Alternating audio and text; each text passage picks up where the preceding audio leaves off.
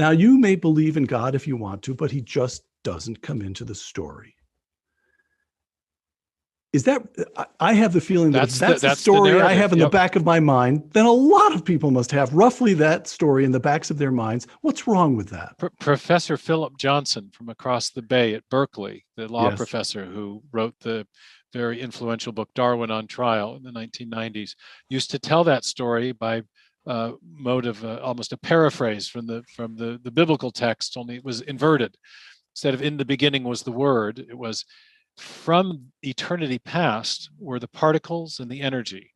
And the particles arranged themselves into more complex chemicals, and the chemicals arranged themselves into the first cell.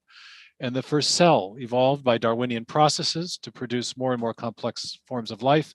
And then one of those forms of life, namely human beings, conceived of the idea of God."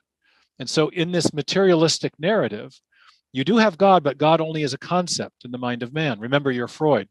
God didn't create man, man created the idea of God.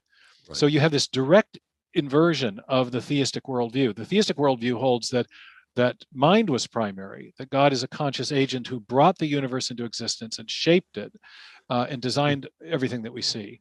And materialism has the opposite sort of narrative.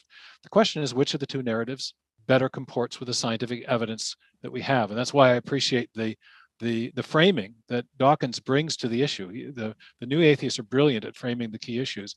But I think if you look at these three big discoveries, they definitely support theism. And to underscore that, let me tell you just a quick story.